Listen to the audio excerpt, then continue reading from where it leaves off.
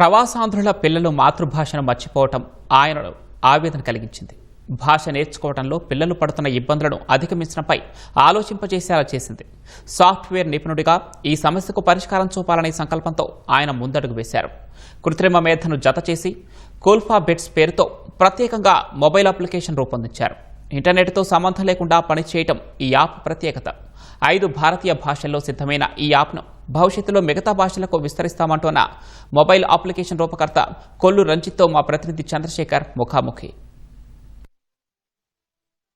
నేటి తరం విద్యా ప్రణాళికలో భాషకు రాను రాను ప్రాధాన్యం తగ్గుతుంది. దీనివల్ల పిల్లలు భాష నేర్చుకోవడంలో కూడా వెనుకంజ వేస్తున్న పరిస్థితి. దీనికి విరుగుడుగా ప్రవాసాంధ్రులు Kollu Ranjith senior program architect ప్రత్యేకంగా కూల్ఫాబెట్ పేరుతో ఒక సాఫ్ట్వేర్ను మొబైల్ యాప్ను కూడా రూపొందించారు. మన పిల్లలకి సంబంధించి భాష సులువుగా నేర్చుకోవడం, వాళ్ళు సరదాగా ఆటలు ఆడుతున్నట్టుగానే ఆ భాషకు సంబంధించినటువంటి అక్షరాల నుంచి పదాలు, వాక్య నిర్మాణము ఇవన్నీ కూడా నేర్చుకునే విధంగా ఈ కూల్ఫాబెట్ సాఫ్ట్వేర్ యాప్ ఎంతగానో ఉపయోగపడుతుంది. దీనిపై మాట్లాడడానికి మనతో పాటు రంజిత్ గారు ఉన్నారు. ఈ కూల్ఫాబెట్ సంబంధించి ప్రధానంగా మీరు దీన్ని రూపొందించడం వెనుక ఉన్నటువంటి ఉద్దేశం ఏమిటి? అసలు పిల్లలు భాష నేర్చుకోవడం ఇష్టపడట్లేదు. సో వాళ్ళ చుట్టూతా ఉన్న వస్తువుల మీద మంచి అక్షరాలని మంచి డిజైన్ తోటి గీసి వాళ్ళ చుట్టూతా పెడితే వాళ్ళకి ఈజీగా ప్యాసివ్ లెర్నింగ్ అంటామండి, ఈజీగా అబ్జర్వ్ అయింది, బాగా నేర్చుకుంటారు అని ఒక ఉద్దేశంతో స్టార్ట్ చేసాం, ఒక స్టోర్ లాగా. అప్పుడు నేను అమెరికాలో మా పిల్లలు లాంగ్వేజ్ స్కూల్స్కి పంపిస్తామండి తెలుగు నేర్చుకోవడానికి. అంత వాళ్ళు ఇష్టపడలేదు ఆ రోజు.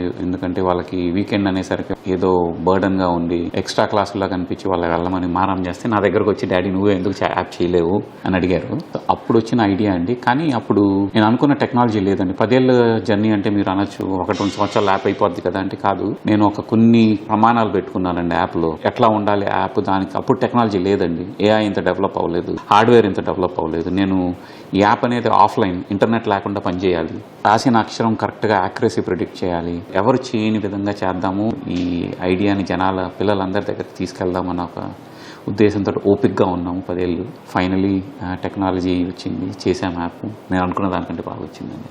భాష నేర్చుకునేటువంటి క్రమంలో వివిధ దశలు ఉంటాయి, అక్షరాలు, గుణింతాలు, పదాలు, వాక్యాలు, ఇలా. సో ఇప్పుడు ఈ యాప్ లో కూడా అలాంటి దశలన్నిటిని 1 by 1 ముందుకెళ్లే విధంగా చేశారా? ఎట్లా దానికి సంబంధించి ఎలాంటి జాగ్రత్తలు తీసుకొని నేర్పించారు? రైటింగ్ ఈజ్ లాస్ట్ ఆర్ట్ అంటాం, అంటే రాత అనేది చచ్చిపోతుంది. సో మన యాప్ అంతా ఎక్కువ రాత మీద ఫోకస్ పెట్టామండి. ఫస్ట్ అక్షరాలతో స్టార్ట్ అవుతుందండి. ఒక్కొక్క అక్షరం నుంచి ఇంకో అక్షరంకి వెళ్ళాలంటే ప్రతి అక్షరం 6 సార్లు కరెక్ట్గా రాయాలి. మన దాంట్లో ఏఐ అనేది యాప్లో రన్ అవుతూ ఉంటుందండి, ఇంటర్నెట్ లేకపోయినా. వాళ్ళు పేరెంట్గా మనం చెప్పచ్చు, ఈ అక్షరం 75% కరెక్ట్గా రాస్తేనే, 6 సార్లు రాస్తేనే నెక్స్ట్ అక్షరంకి వెళ్ళొచ్చు అని మనం పెట్టుకోవచ్చు. సో దాన్ని మార్చుకోవచ్చు. దాని ప్రకారం 6 సార్లు కనుక అంత యాక్యురేట్గా రాస్తేనే నెక్స్ట్ అక్షరంకి వెళ్తారు. 10 అక్షరాలు రాస్తే కానీ కరెక్ట్గా వర్డ్స్ నేర్చుకోలేరండి. 20 వర్డ్స్ నేర్చుకుంటే కానీ సెంటెన్స్లోకి వెళ్ళలేరండి. సో ప్రతిదీ లెవెలైజ్ చేసి వాళ్ళకి గేమిఫికేషన్ ఉంటామండి. వాళ్ళంతటా వాళ్ళకి ఛాలెంజ్గా క్రియేట్ చేసి వాళ్ళంతటా వాళ్ళు ఛాలెంజ్గా ఫీల్ అయ్యాయి, వాళ్ళంతటా వాళ్ళు ఒక్కొక్క లెవెల్ ఒక గేమ్ ఆడుతుంటే ఒక్కొక్క లెవెల్ అధిగమించడం వెళ్తాం అన్నట్టు పెట్టామండి. స్కూల్స్ని రిప్లేస్ చేయట్లేదండి మనం. స్కూల్లో నేర్చుకున్నది ఎట్లాగో పిల్లలు ఇంటికి వెళ్ళి ఫోన్లు వాడుతున్నారు, ట్యాబ్లెట్స్ వాడుతున్నారు. ఆ సమయాన్ని కొంచెం ఉపయోగకరంగా ఉపయోగించుకుంటే ఎలా ఉంటుంది, అది కూడా భాష ఫన్గా కొంచెం చాలా ఎంజాయ్ చేస్తే ఎలా ఉంటుంది అన్న ఉద్దేశంతో యాప్ తీర్చిదిద్దామండి.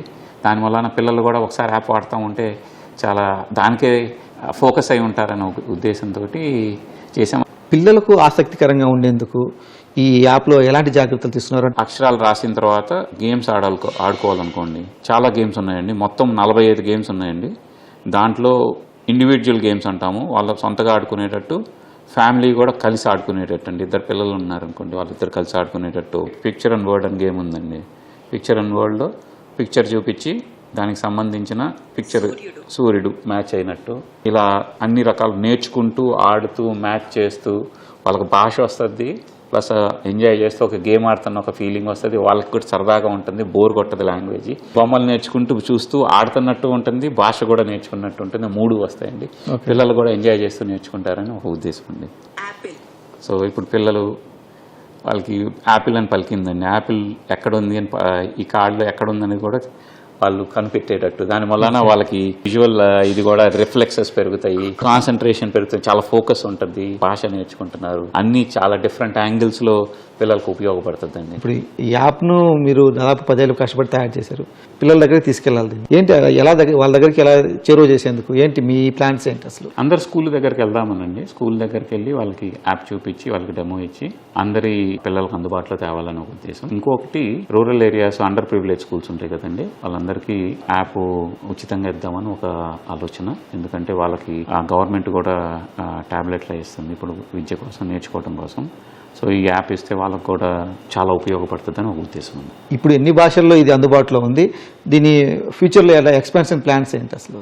తెలుగు, హిందీ, మరాఠీ, తమిళ్, కన్నడ అండి. అన్ని మేజర్ ఇండియన్ లాంగ్వేజెస్లో తెద్దామని ఒక ఆలోచన. ప్లస్ ఇండియన్ లాంగ్వేజెసే కాదు, ఫారెన్ లాంగ్వేజెస్ కూడా తెద్దాము. అంటే భాష అనేది ఎవరైనా బేసిక్స్ ఏ లాంగ్వేజ్ అయినా నేర్చుకోవచ్చు. మనం ఈ ప్రపంచంలో ఇప్పుడు ఎక్కడైనా జాబులు చేస్తున్నారు అందరూ. పెద్ద అయిన తర్వాత పిల్లలు గ్లోబల్ అయిపోయింది. ఏ దేశం వెళ్తామో మనం తెలియదు, ఎక్కడ చేస్తాము. ఇలాంటి ప్లాట్ఫామ్ ఉంటే వాళ్ళు కూడా నేర్చుకొని లాంగ్వేజ్ బేసిక్స్ అయితే వాళ్ళకి ఉపయోగపడుతుంది కదండి ఫ్యూచర్లో. అందుకని థ్యాంక్ యూ వెరీ మచ్. ఇసుక పైన అక్షరాలు నేర్చుకున్నటువంటి స్థాయి నుంచి ప్రస్తుతం డిజిటల్ ప్లాట్ఫామ్స్ మీద కూడా భాష నేర్చుకున్నటువంటి స్థాయికి నేటి విద్యా విధానం ఎదిగింది.